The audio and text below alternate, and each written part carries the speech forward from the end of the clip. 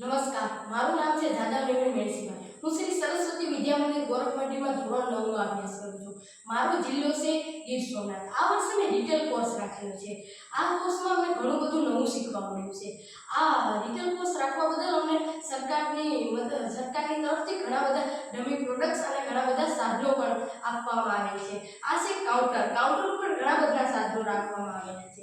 આ છે barcode scanner, જેને આપણે QR સ્કેનર પણ કહી શકીએ છીએ. આ બારકોડ સ્કેનરની મદદથી આપણે કોઈ પણ ચીજ વસ્તુ ઉપર લગાડેલા QR સ્કેનરને સ્કેન કરી તે વસ્તુની માહિતી મેળવી શકીએ છીએ. ત્યારબાદ આગળ જોઈએ તો આગળ આપેલા છે આ સ્ટોક પત્ર. સ્ટોક એટલે જથ્થો.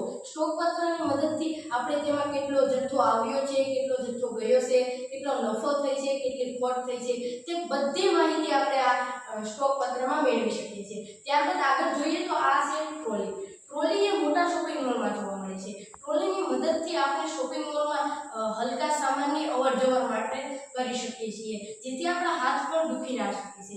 ત્યારબાદ આગળ જોઈએ તો આ છે બાસ્કેટનો ઉપયોગ ખૂબ જ જરૂરી છે. બાસ્કેટ એ આપણે નાના હલકા સામાન, દાખલા તરીકે છે ફળ, શાકભાજી, નાની ચીજ વસ્તુઓ વગેરે આપણે તેનો ઉપયોગ કરી શકીએ છીએ. આ બાસ્કેટ આપણને નાના શોપિંગ મોલથી માંડી અને મોટા શોપિંગ મોલ અથવા શોપમાં પણ જોવા મળે છે.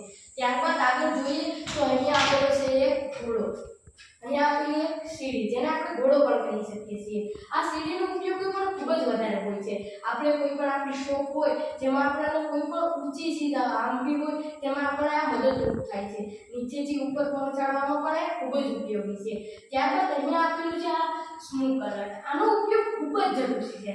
આ સરકાર તરફથી માન્યમાં આવેલું છે કે આ તો આપણી શોપમાં હોવું જ જોઈએ. આનો ઉપયોગ ખૂબ જ જરૂરી છે. આમાં આપણે આપણી શોપિંગ મોલ અથવા શોપમાં કોઈ પણ વ્યક્તિ સ્મોક કરતો હોય તો તે આપણે અલર્ટ કરે છે અને આનો ઉપયોગ પણ ખૂબ જ જરૂરી છે. આ કોઈ દિવાલ ઉપર કે ઉપર સર્કલ લગાડવામાં આવે છે. બસ આજના વિડીયોમાં બસ આટલું જ. અસ્તુ. જય હિન્દ, જય ભારત.